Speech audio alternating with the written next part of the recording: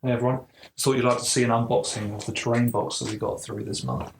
It's pretty exciting. This thing is huge. It's nearly as big as the base game box, and a lot of effort's been gone into making the inside all packed down nicely, trying to reduce the amount of time that it takes you to set everything up and pack it down. Just have a good storage solution generally for you.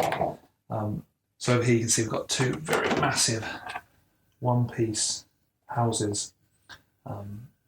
Which is we're quite excited to manage to get it down to one piece. So you just take it out, you plonk it on the table, and you're good to go. And these are actually, it's like an actual size, like your free company could actually walk through these doors.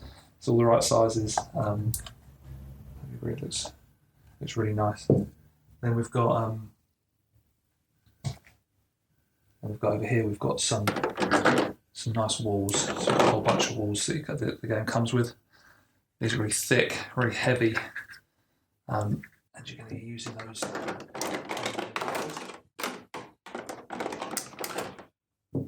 there's 1, 2, 3, 4, 5, 6 walls there of a house. You can come sit here for a minute.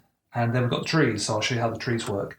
So the trees come in 3 pieces. It's quite simple connections, a bit like Lego. You see at the bottom there's a little notch out of this side. You bring that in there, push them together. That's the top of your tree. Then you've got the bottoms underneath here that then slot together, push them down. You've got your tree. Really nicely. One of the main things here was just trying to make sure that this tree wasn't too imposing on the table, although it's lovely to have really, really, really massive trees. It would have blocked line of sight too much to the models. It could have got in the way if you try and reach your characters and things.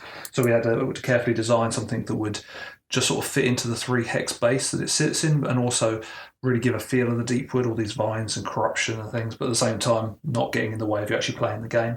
And I think Toby did a good job pulling that off. So we've got a whole raft of trees here,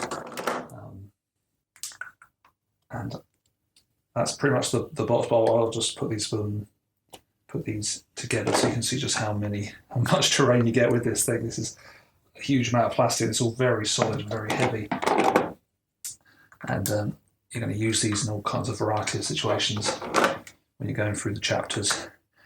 So that we have the one game board, you have lots of different setups for the terrain.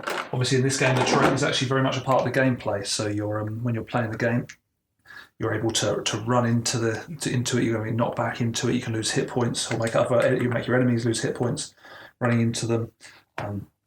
There's a lot of kind of you can actually make physical blocks where you can have a tank standing in the way between 2 walls and he's just standing between the enemies and your free company because they can't get round. There's loads of fire hexes and poison clouds and all kinds of good stuff that affects this. And also you have the fact that this is destructible terrain, so that when the large creatures run around the board and they're running into things, they're able to destroy all this stuff and take it off the board, as well as a whole bunch of characters actually having abilities that are affected on terrain. So like things like the ranger can tree run, so when she's next to a tree she can run off to other parts of the tree, death from above, the exile. The Ursas can even push over these things and make them land on other people. So there's lots of interactions in the game to do with the terrain boxes, but just thought you'd like to see that. Massive box.